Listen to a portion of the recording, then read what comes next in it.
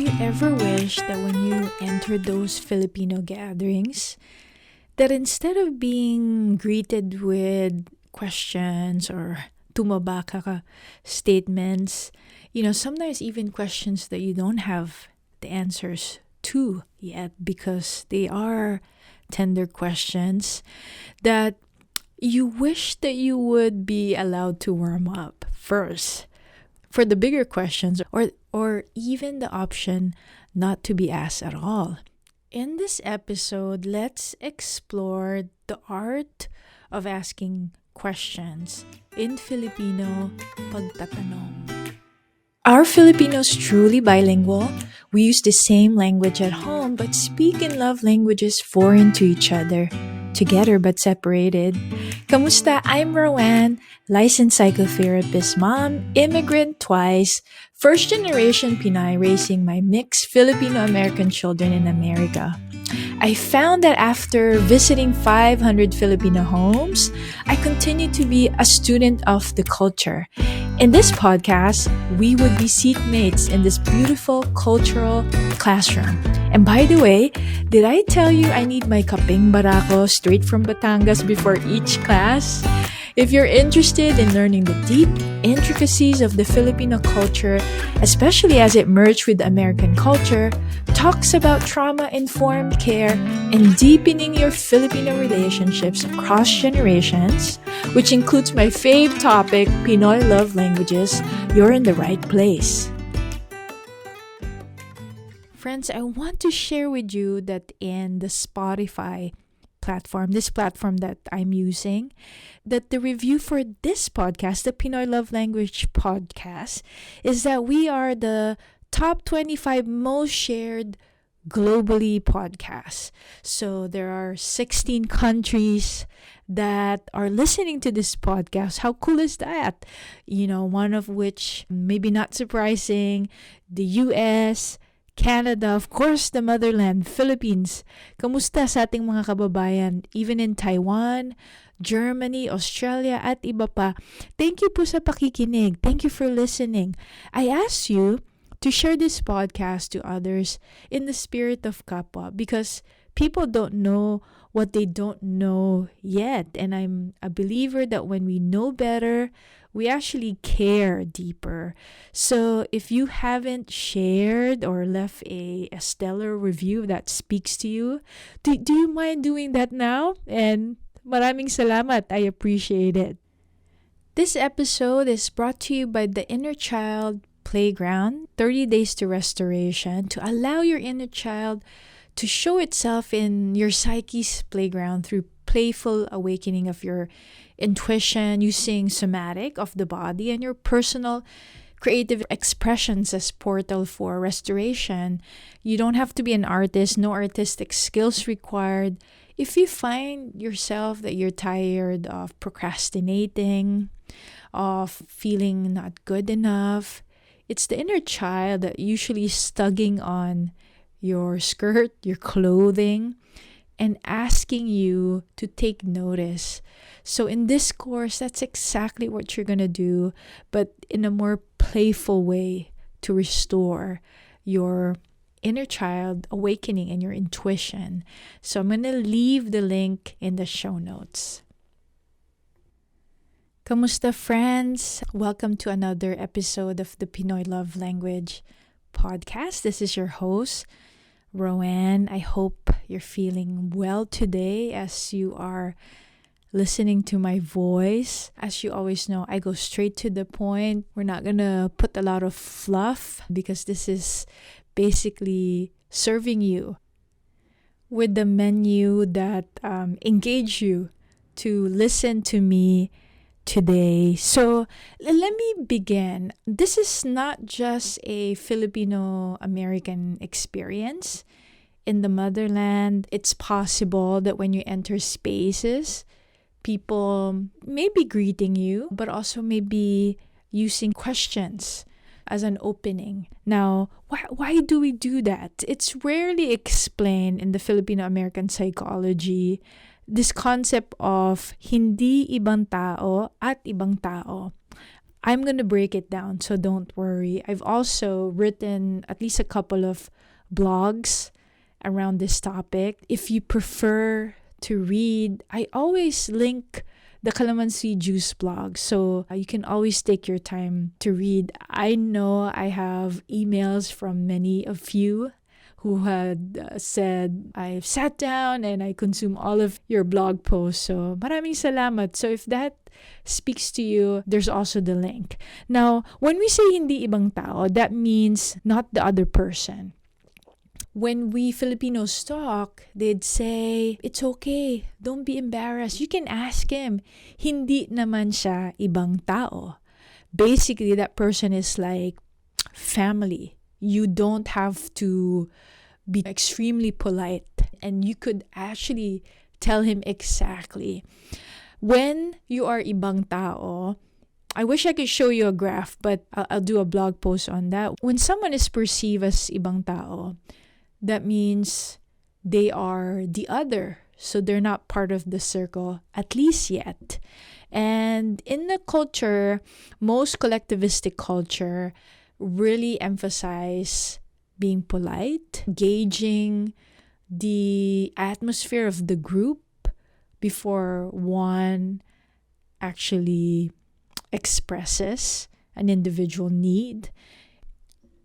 And I know when you're listening, especially if you're from the Americas, especially the Western culture, that may sound so backwards, but evolutionary psychology, even studying animals, especially when there's a threat for an animal, whether the threat is extreme weather, they like to huddle together for safety.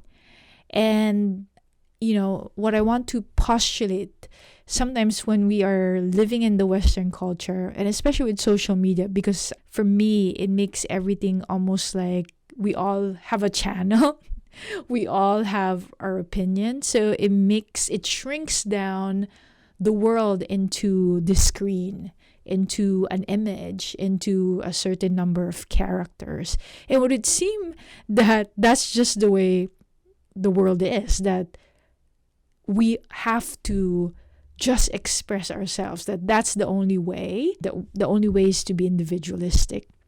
Now, the one way, and not the only way, also is to be collectivistic. But in many ways, when I use the word more, it just means Filipinos are really more collectivistic. And there are some research by cultural psychologists where it's really fascinating. I could almost guess it, but it's nice when you see a graph where in many other countries, Philippines is usually really in the extreme when you talk about being collectivistic. But it doesn't mean that there's no facet of being individualistic, that every or most Filipino families, that there is no platform for that. And also, at the same token, it doesn't mean that all American families are simply just allowing children to swim in their own river. It's usually more of a collectivistic culture, more individualistic culture, although America consistently falls in the extreme. And you really could understand the tension in the home, in Filipino-American homes. So, going back, right? What is the purpose of this? Let me start with the Filipino, the immigrant, the Filipinos in the motherland. A few reasons why they use a point of question to warm up is to gauge, do you get me or are you part of my circle? Can you get my joke? And not all jokes are funny, and some jokes are, self-deprecating. So jokes are hard, because it's either you get it or you don't, which basically it's a good tenet to know if someone's in your circle, because then they'll get it. But there is a thin line as far as like it's a good joke or it could be hurtful. The intention is to gauge, do you get me? Are you part of my circle? Can I joke around with you? Filipinos love to laugh, as you know. Like, they might not be expressive of their own emotional, what's happening to them emotionally at the moment, but there are many platforms for the Filipino to express an outlet. One is to laugh. I mean, when you go to Quezon City, in one of the most cosmopolitan area in Manila, you'll see like a lineup of comedy bars there. I too have been in a few of them, and Filipinos love to laugh. That's a way for them to connect. Things that they could not readily talk about because it might not be safe, they can laugh about, like especially in that type of platform. Like, people pay to laugh. So that's one. The other one is to be able to connect.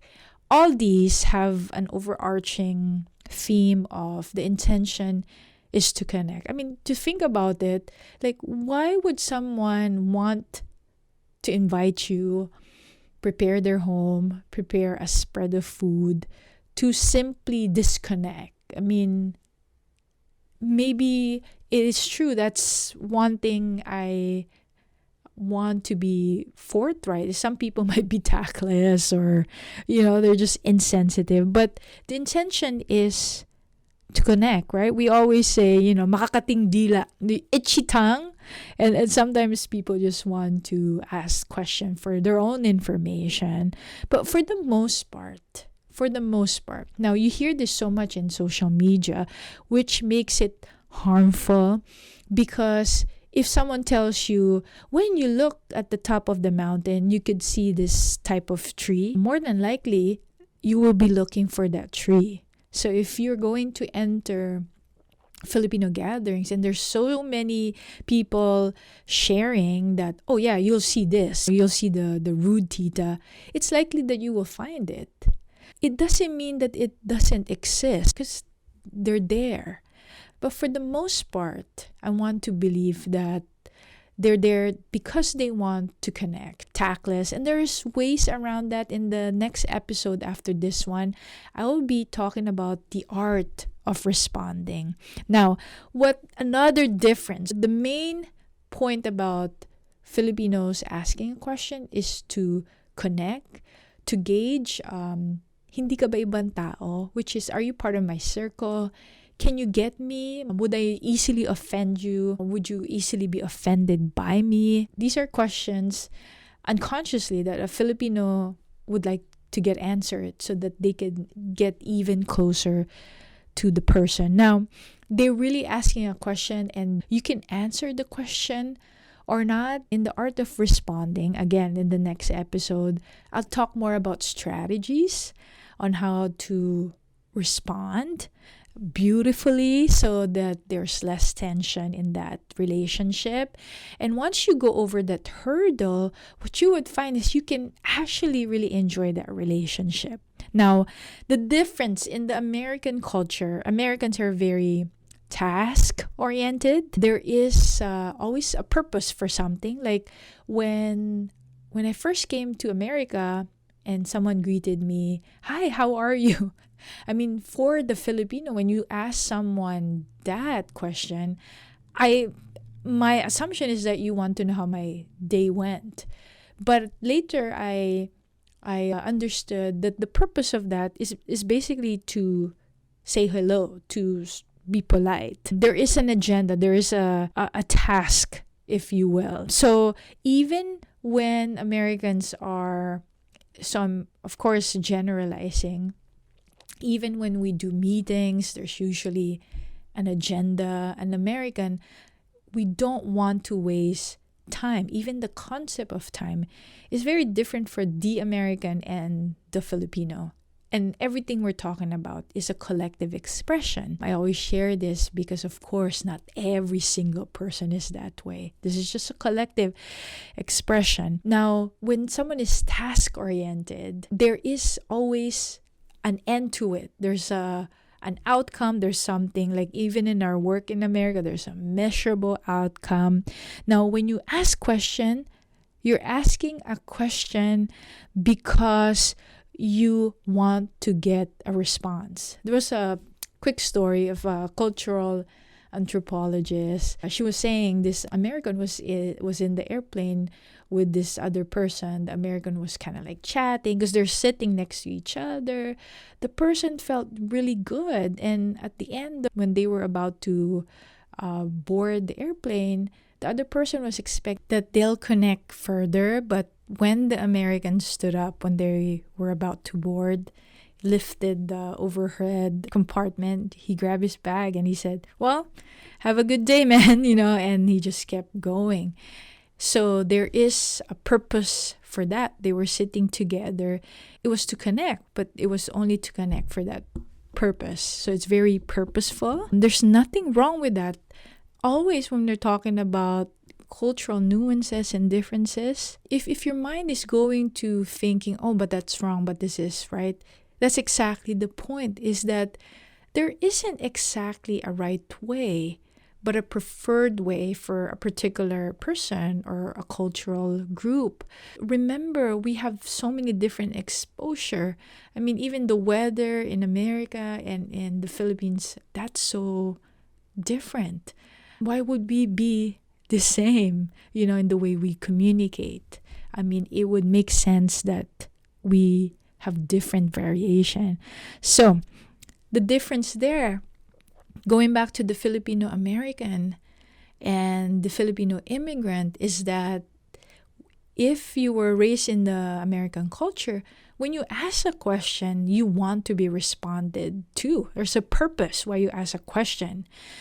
But for the Filipino, it's asking a question to connect. I mean, it's possible he also wants to gossip, but in the art of responding, you will find that you actually don't even, you can escape many of their questions like 90% of the time. The reason why I know, I have done hundreds of visits, and if you could just imagine, that's the way I'm greeted, I'm asked. And this is just not me, okay? It's not that there's something special about me, but it's understanding the intent and the strategy on the art of responding. So why that can be offensive to Filipino American is because if you ask a question, you expect somebody to give you an answer.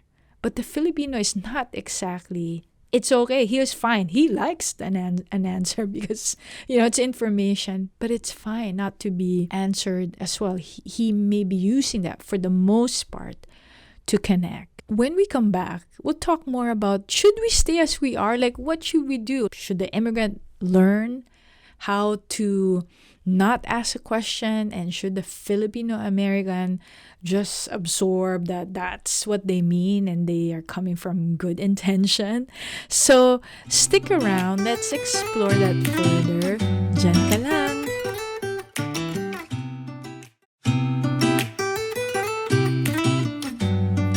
Thank you for sticking around. If this topic and the other topic in this Pinoy love language podcast interests you, there's also a 5 Pinoy love language ebook. It's been downloaded many times, including many non-Filipino partners and spouses. And also, if you're a healer and you work with Filipinos, and it's not just the immigrant, because the truth is, what we don't transform, we transmit. So you may not be the strict mom that you experience with your parents, but if you're the opposite of that, especially if you're the extreme opposite, usually that's running from an engine of fear, which tells you there's something that needs to be understood, or sometimes for some people, to be healed inside. I invite you to download. I would leave the download link in the description below for the 5 Pinoy Love Languages ebook. There you would learn the nuance in the most misunderstood Filipino strategies to seek affection. Let's return back to our question. Should the Filipino American just absorb and kind of like take it that, well, that's coming from a good intention?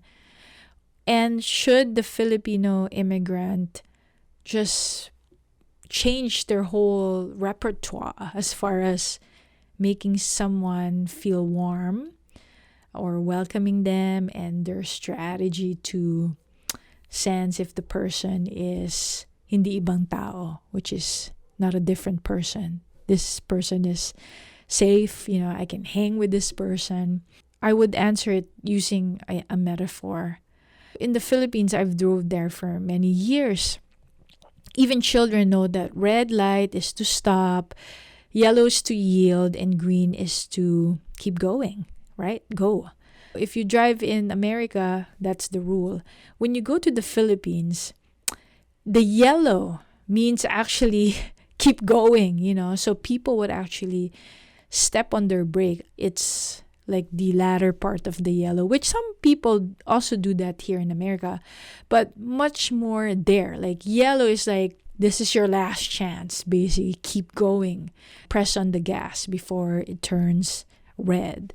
So imagine if you're a Filipino American and driving in the Philippines and yield. When it's yellow, you're starting to slow down. Imagine the car behind you who's not used to that, who's used to actually stepping harder on the gas pedal. Imagine what would happen. And at the same token, if an immigrant has not learned the ropes of how you drive in America, and he's just like blasting away on once the light turns yellow, and the American, doesn't have to be Filipino, is slowing down, guess what's going to happen? Right. They're going to crash. That's what happens in our home. We have a cultural clash because we are not ambidextrous culturally, meaning we can't switch. We're insisting that the rules are the same, but they're not. So both has to adjust and learn. This is the reason why we have this podcast, because it does help you to understand intention is important. But if you don't understand that and you're very agitated already when you enter spaces, guess what? You would be in this culture clash. The cars are going to have a crash. I am going to leave you with that, and just to allow yourself to be curious. Thank you so much for listening. I really appreciate it. If you're interested, check out the 5 Pinoy Love Language ebook. All the links are going to be in the show notes. I really appreciate. Thank you so much for listening at sa uulitin. Bye now.